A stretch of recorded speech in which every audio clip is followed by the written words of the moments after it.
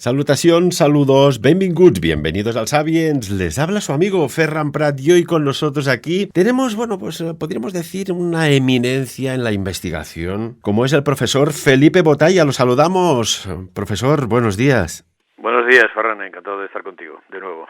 Muchísimas gracias. Oye, y no creo que merezca estos comentarios tan elogiosos. Yo simplemente soy un aficionado que me gusta todo esto, ¿no? Bueno, si hace precisamente pocos días, mira que han pasado años, hay una persona que me envió una fotografía de el señor Rafael, de Antártida 1947, que se ha comprado tu libro, Una guerra que nunca existió. Fíjate, lo que se escribe en el pasado aún tiene su eco en el presente y en el futuro. Sí, eso es verdad, eso es verdad. Bueno, pues me alegro, oye, además las gracias y estaré encantado en dedicárselo si tengo ocasión de verle. Sí, claro que sí. Bueno, y tenemos que decir que el profesor Felipe Botalla será uno de los ponentes del Congreso Sapiens que vamos a celebrar este próximo 14 de octubre en la sala de conferencias del Hotel Roc Blanc, que hemos titulado el Congreso, Felipe. Es el primer congreso que se hace en todo el planeta que no tiene letras, que no tiene título. Bueno, título sí, pero que no es con letras, ni una frase, son cifras. El 3, el 6 y el 9. Un poco atrevidos, ¿no? Bueno, eso puede tener muchas lecturas. En numerología supongo que tiene su explicación. Yo no la conozco, pero me imagino que sí. Hay auténticos especialistas en ello. Habrán sorpresas, y tanto que sí. Bueno, Felipe, vamos a hablar de algo que casi tiene cierta proximidad en el tiempo con lo que está sucediendo ahora en el este de Europa, pero que nos remonta a finales de la Segunda Guerra Mundial. Como protagonista, un plan secreto ideado por Sir Winston Churchill.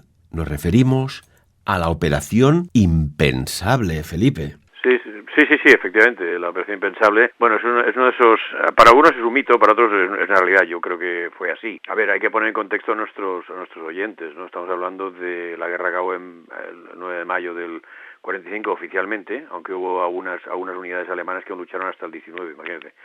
Pero la Operación Impensable es una operación, como tú dices muy bien, ideada por Winston Churchill específicamente y el Estado Mayor británico, para atacar a la URSS al terminar la guerra. Estoy hablando de junio del 45, o sea, hacía un mes y medio que había terminado la guerra. O sea, que está todo todavía humeante, está todavía repartiéndose el territorio alemán entre Francia, Inglaterra, Estados Unidos y Rusia, y la Unión Soviética en aquel caso. Y en aquel momento los ingleses ya hacía tiempo que le daban vueltas a partir de Yalta a todo el tema de los rusos, ¿no? Porque consideraban que Stalin no era un socio fiable. Bueno, me parece mentira que se den cuenta en ese momento, pero bueno, lo cierto es que siempre lo fue. Además fue un hombre que sacó rédito enorme con el tema del acta de préstamo y arriendo, el Lend-Lease Act americana del 41, donde recibió tal cantidad ingente de material, dinero, materia prima de guerra espectacular de los Estados Unidos, ¿no? Permíteme, este material que enviaban a Estados Unidos a la URSS, a Joseph Stalin, para su ejército, era por ruta marítima. ¿Fueron sometidos también a la persecución de los submarinos alemanes? Bueno, en parte sí, lo que pasa es que ellos iban por círculo polar, por toda la parte de arriba, digamos, y luego también por el Pacífico. También dejaban material en Vladivostok, que es el gran puerto soviético en el Pacífico. Es decir, que por dos zonas, iban hasta el Mar Blanco, hasta Murmansk y hasta bases navales rusas en el norte, y luego hasta Vladivostok. Pero ya te digo, habían dos rutas, por el Pacífico o por el Atlántico. El Atlántico sin duda era mucho más peligrosa, ¿no? Se dice, según expertos, como tú, evidentemente, de que sin la ayuda de Estados Unidos con tanques, material, armamento, etcétera, incluso alimentos, la URSS de ninguna de las maneras tenía la capacidad logística para ganar a la embestida de la Operación Barbarroja de Hitler. Bueno, este es un tema que se ha debatido muchas veces. Yo creo que materialmente hablando no hubiesen tenido capacidad los rusos. En tema de hombres sí, porque empezaron a llegar divisiones de Siberia y lo que en un principio parecía que tenían tantas divisiones tenían bastantes más, ¿no? Pero hablo de hombres, no de material. Es cierto que llevaron muchas fábricas detrás de los Urales, donde comenzaron a fabricar los tanques y fabricaron aviones y tal, pero claro, todo esto vino de fábricas montadas por los Estados Unidos. Es decir, que claro, si me paro a pensar técnicamente hablando, los soviéticos no hubiesen tenido la capacidad, militar, técnica para poder responder. Eso no quiere decir que en el 41 pues tuvieron que detenerse ante Moscú, pero hubiese sido una cuestión de tiempo, porque el ejército alemán estaba mucho mejor pertrechado y mucho mejor preparado, y además con ansia de victoria, ¿no? Pero ya te digo, yo creo que si no llega a ser por esta ayuda estadounidense, lo hubiese sentido muy mal hasta el punto de un posible colapso. O sea, es un escenario posible, ¿eh? Claro, no pasó eso, evidentemente, ¿no? Porque ya te digo que la ayuda que recibió fue inmensa y además Stalin siguió recibiendo hasta el 45, ya cuando habían acabado con todo, seguía recibiendo ayuda. O sea que fue una cosa demencial. Por lo tanto, por un lado, es un gran enemigo, no se fían de él, pero por otro le ayudan en todo. Y no olvidemos nunca que Stalin también entró en Polonia. O sea que si hemos de hablar de quién inició la guerra, Stalin también es uno de ellos, ¿no? Además, yo recomiendo, ya que estamos aquí con voz pública, el libro La guerra de Stalin, de Sean McMicken, que es un escritor británico, que este tío hace un análisis pormenorizado de todo lo que recibió Stalin y es apabullante.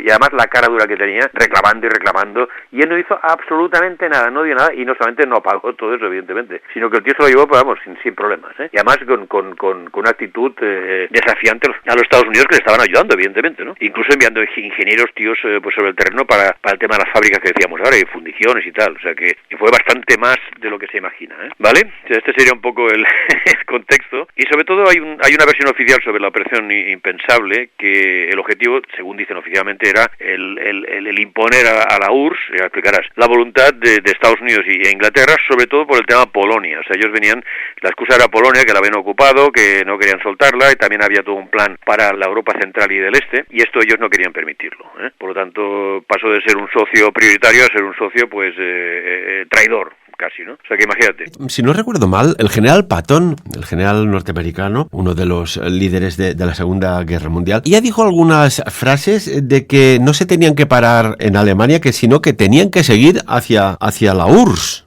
Sí, él fue un gran defensor de esa teoría, y no solo eso, sino que además dijo otra frase que es apabullante, que dijo que habían luchado contra el enemigo equivocado. Imagínate, esto dijo George Patton, ¿no? El jefe del tercer ejército blindado y un superhéroe, vamos, americano. Por eso murió en diciembre del 45 en un rarísimo accidente de tráfico, en el cual en un coche con 5 personas solamente él murió, ¿no? Bueno, en el mismo accidente no, porque quedó paralítico, pero murió al cabo de poco en el hospital. Quedó paralítico y ya te digo, no, bueno, murió. O sea que era un tío, digamos, problemático en aquel momento para Estados Unidos, ¿no?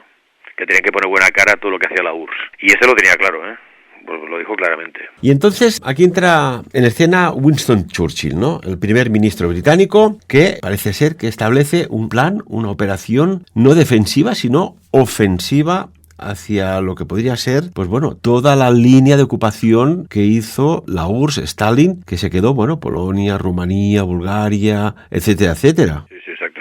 A ver, él hizo este plan, que repito, ha estado... Bueno, se desclasificó en el 1999, se desclasificó, y yo siempre me pregunto si lo han dicho todo, porque también hay temas que quedan, hay flecos que quedan flotando por ahí, que no sé. A ver, la versión impensable estaba pensada para el 1 de julio del 45. Buscaba sobre todo, había como 3 ejes. Uno es la derrota de la URSS, por supuesto, tanto en Alemania como en Polonia, como primer frente. Luego arrasar las ciudades con bombas atómicas, o sea, está previsto lanzar bombas atómicas sobre Moscú y varias ciudades importantes de Rusia. Y el tercero, pues lo que serían aliados, Inglaterra, Canadá, Estados Unidos y tal, más alemanes, más polacos, más húngaros, o sea, hacer una especie de tropa diversa con un interés común, que era derrotar al comunismo, a la Unión Soviética en ese caso, ¿no? Tú hablas de agresivo, sí, efectivamente la operación impensable en su primer redactadora era una operación agresiva contra la URSS, pero también hay que decir que también había un plan B, que era una operación impensable defensiva, ¿vale? Que se presentó el 9 del 6 o 9 de junio del 45, en la cual preveían otro escenario que era, bueno, la URSS gana, avanza, ¿cómo defendemos Inglaterra, no? Por ejemplo, ¿vale?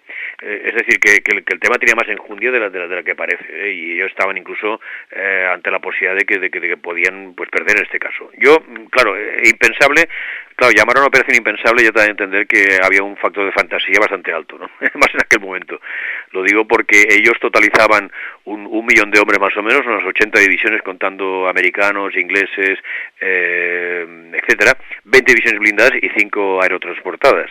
Pero claro, estamos hablando del ejército rojo en aquel momento, tenía más de 3 millones de tíos, y tenía además con una capacidad de combate, porque claro, llevaban combatiendo desde el año 39 prácticamente, no solamente en Polonia, sino contra Finlandia, contra las 3 repúblicas bálticas, contra Rumanía, y luego ya el ataque alemán, o sea que eran tíos fogueados, y entonces, claro, no era el mismo ánimo de combate de los americanos o de los ingleses que la de los rusos, y además era un ejército con una capacidad de sacrificio que los americanos o los ingleses no tenían en absoluto.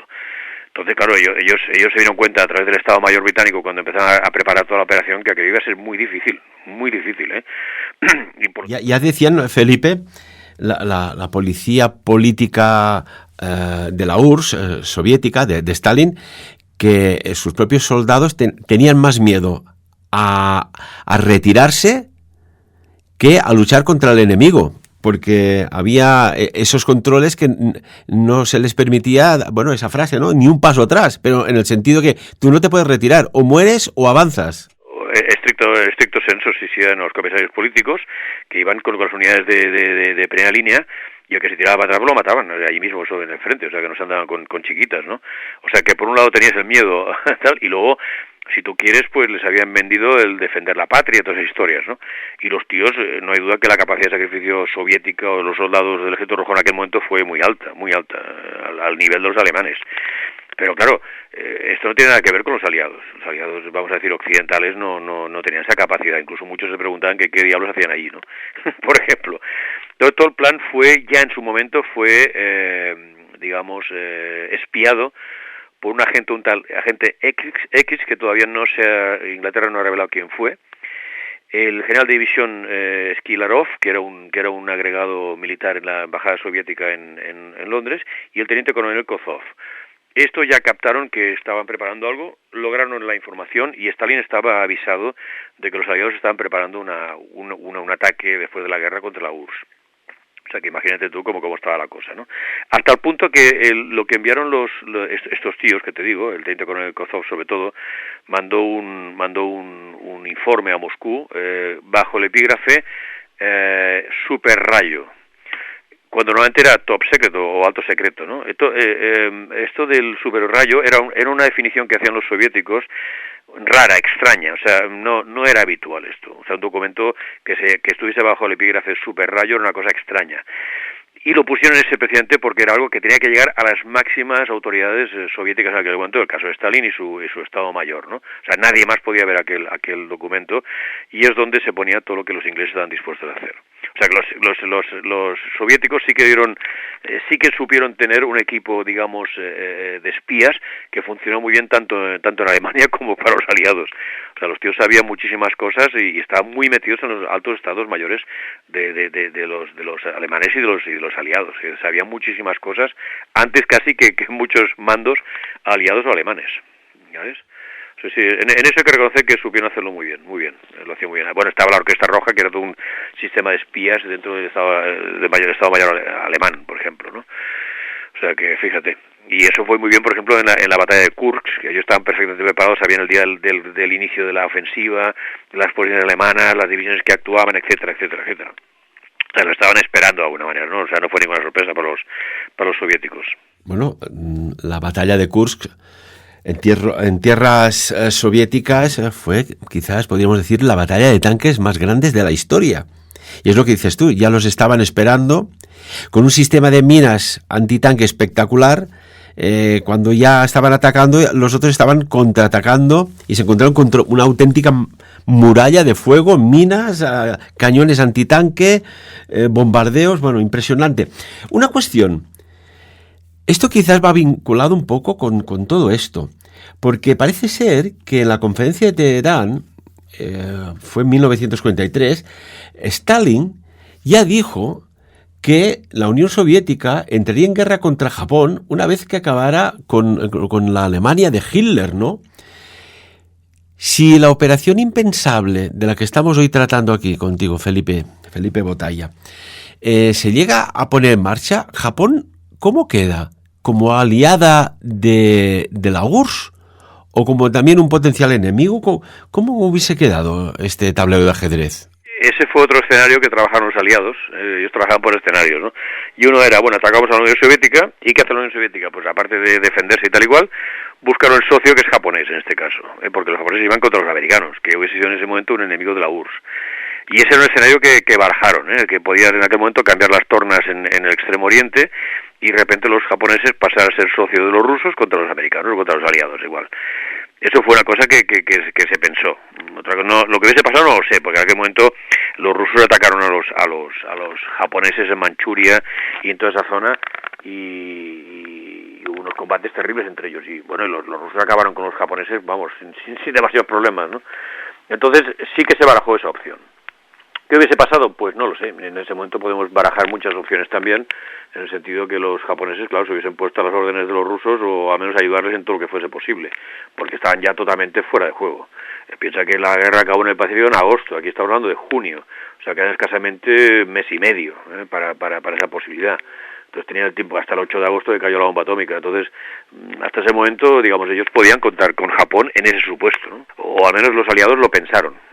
Lo pensaron, sí, lo pensaron. Pues no creo que se pueda hacer mucho más los aliados, porque ya hubiesen estado entretenidos con los rusos en el frente europeo y hacia Rusia, y las tropas que habían en el Pacífico, pues se hubiesen visto en un problema. Lo que pasa es que en aquel momento Japón en sí mismo ya no era un problema, su flota había desaparecido prácticamente y solo quedaba infantería. No digo que no hubiese sido sangriento el asalto a las islas japonesas centrales, pero no era lo que había sido al principio de guerra, ni mucho. O sea, su flota era ya restos inservibles, como se dice, ¿no? Parece ser que, bueno, pues según los servicios de inteligencia americanos, y si hablamos de Japón un poquitín más, resulta que sí, es lo que dices, ¿no? La flota estaba diezmada, la aviación estaba, bueno, prácticamente utilizaban ya como bombas proyectiles de cañón que no se habían utilizado, etcétera, etcétera. Pero, no obstante, tenían un montón de soldados de infantería dispuestos a luchar por su país, por el emperador, hasta el último hombre, ¿no? Y estábamos hablando de quizás 5 o 6 millones de soldados aún.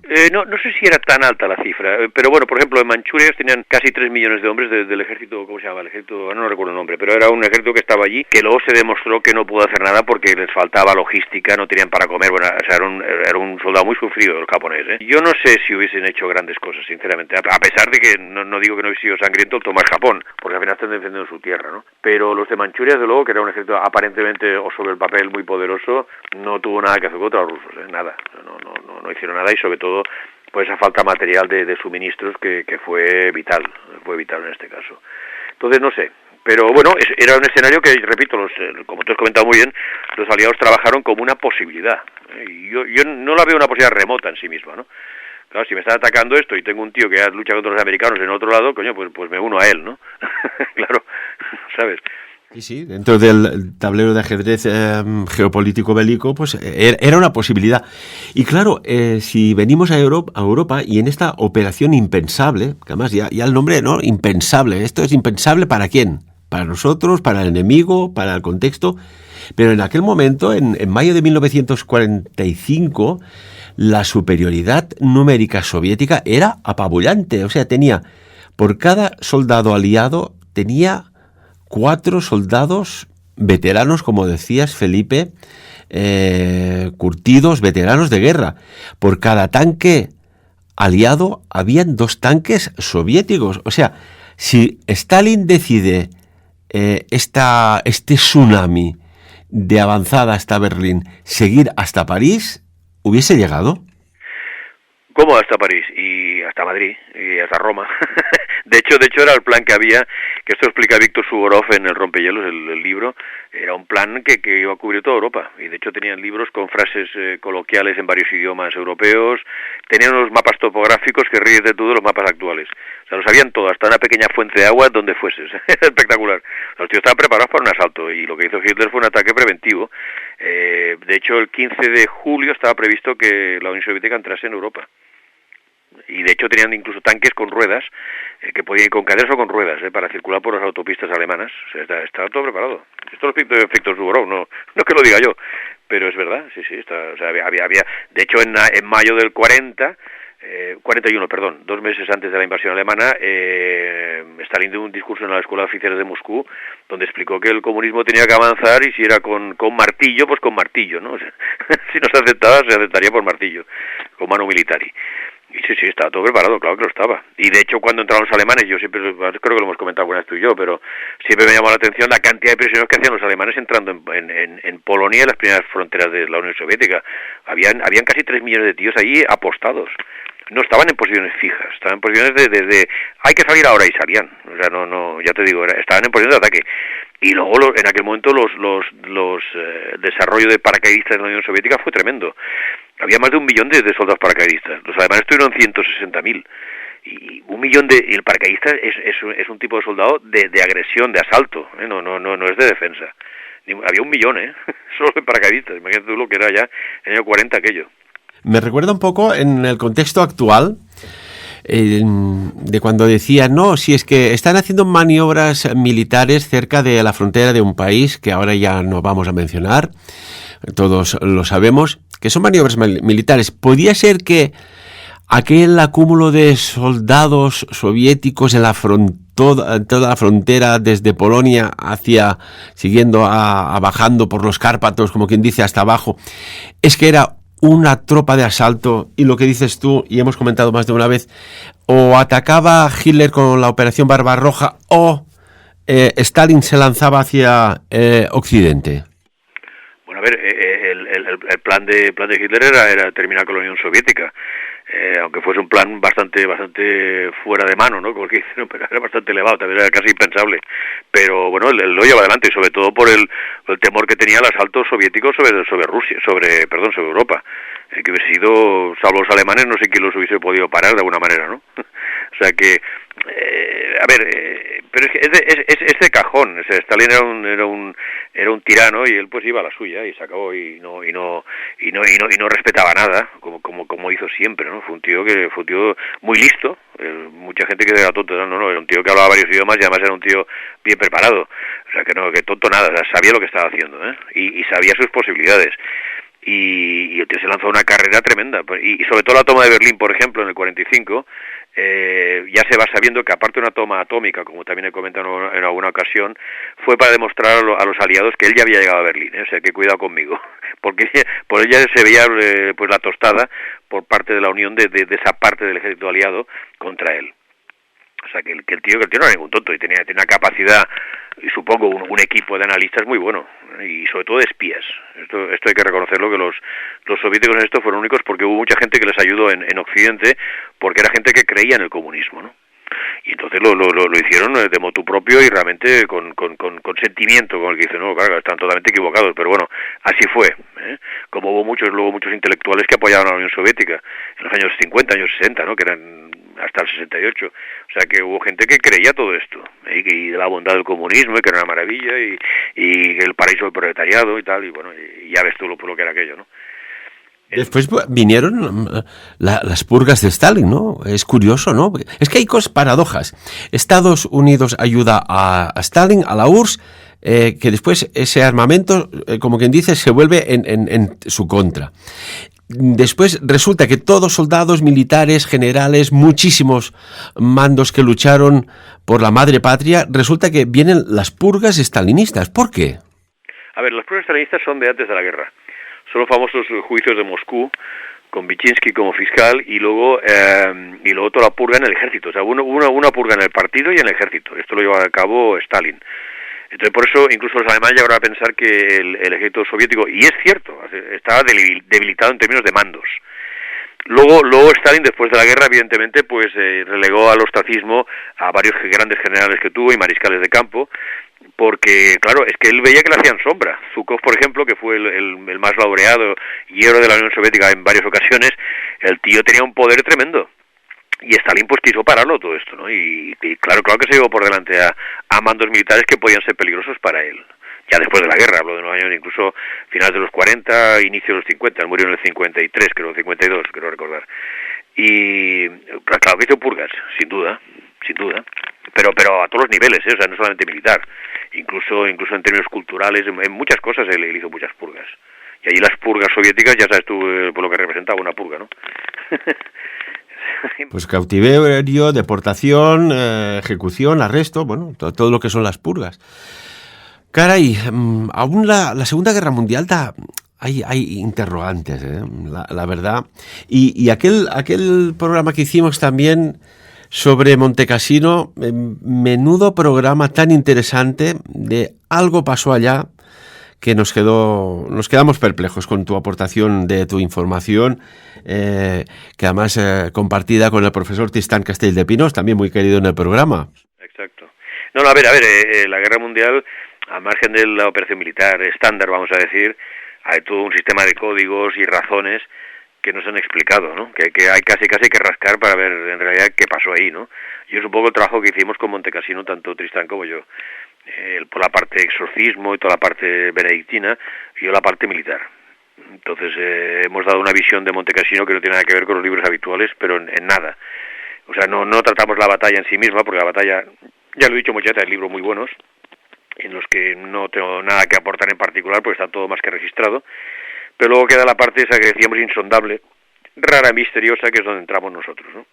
Nos queda un minuto de esta interesantísima entrevista, Felipe. A día de hoy, vamos al contexto actual, ¿se nos viene alguna de grande encima, más allá de lo que hemos vivido estos últimos 3 años o lo que está sucediendo en el este de Europa? ¿Cuál es tu análisis? Bueno, mi análisis es que estamos en un momento muy difícil, de equilibrio no estable, digamos, ¿no? Pero yo también dudo que esto llegue a más, porque en el fondo, a ver, Ucrania en sí mismo, bueno, o el país que sea, me es igual, a ver, no sé, yo dudo que Europa vaya a luchar por ese país, lo dudo, y vaya a luchar contra la Unión Europea, contra Rusia, lo dudo sinceramente, No, pero me refiero a un contexto, ¿no? Porque estas agendas ocultas que tú nos explicaste, muy interesante, la Agenda 2030, ¿nos puede parar algún otro susto? No sé, por los teóricos de la conspiración hablan de un plan secreto, maquillado por el cambio climático. Bueno, a ver, el cambio climático yo hace años que tengo claro que no es cierto, ni muchísimo menos.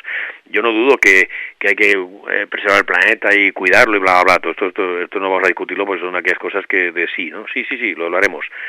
Otra cosa que hay un cambio climático que nos está afectando. Los cambios climáticos son cambios de miles de años, o sea, no pasan en 10 años, ni muchísimo menos. O sea, primer punto. Cambios climáticos ha habido siempre.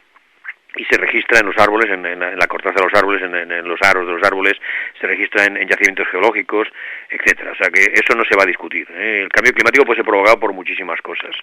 A ver, creo que te lo comenté, pero hace 1000 años el mar tenía 1 metro más de altura. Groenlandia era verde, tierra verde, y ahora está llena de hielo. En Inglaterra se hacen unos vinos excelentes. ¿Tú tomas vinos ingleses ahora? Hace 1000 años se ve que los habían y muy buenos. Claro que van cambiando las cosas. Esto no es fruto del hombre. Sería muy inmodesto por nuestra parte considerar que somos importantes en el planeta. Otra cosa es por donde ellos atacan, es el calentamiento global, que ellos nos acusan del calentamiento por el coche, por el avión, por todo lo que usamos, que tal y cual, y ahí la política entra porque todo es un tema político, no tiene nada que ver con la realidad. Y ahí nos quieren cortar las alas, y a fondo todo el tema climático es una forma de reducirnos a ser disciplinados, a obedecer sin chistar y a tragar nuevos impuestos y a pagar. Nuestro amigo Bill Gates, que lleva un avión, claro, él ya dijo, no, llevo ese avión porque lucho contra el cambio climático, o sea, el avión es necesario para él. Tío cara. Bueno, no sé, aquí nos van a imponer todo tipo de restricciones bajo el escudo del tema climático. Y hay mucha gente que se lo cree. Bueno, y permíteme, nada, en segundos, y a Bill Puertas, es curioso que parece que es un hombre que vaticina cosas que van a suceder con una precisión que una de dos, o utilizas lo que son los desdoblamientos de viajes astrales o estás en el meollo, no sé, una cosa muy extraña. Es que lo mejor del futuro es que lo puedas crear tú, que es lo que suele suceder, ¿no? Él hará todo lo posible para que este futuro suceda. Claro. Felipe Botalla, se nos fue el tiempo. Muchísimas gracias por este análisis. Hemos abierto un capítulo de la Segunda Guerra Mundial con la operación impensable de las manos de Winston Churchill y que a día de hoy aún tiene ciertas paradojas interrogantes ahí. Como siempre, muchísimas gracias, profesor, y preparados para escucharte tu conferencia magistral de las puertas estelares, las Stargate, que nos vas a ofrecer en el Congreso Sapiens del 14 de octubre aquí en Andorra, en el Hotel Rock Blanc. Así será. Oye, muchísimas gracias, de verdad. Un abrazo. Vamos a ver si encontramos una puerta estelar, y nos vamos a otro sitio a ver si se está mejor que aquí o no. O nuestro deber es cuidar lo que tenemos. ¿Qué opinas? ¿Dónde te metes? A veces no sabes dónde te metes, cuidado. Con las puertas. Muchísimas gracias, y amigos y amigas, como siempre, de lo dicho aquí, esperamos por encima de todo que saquéis vuestras propias conclusiones.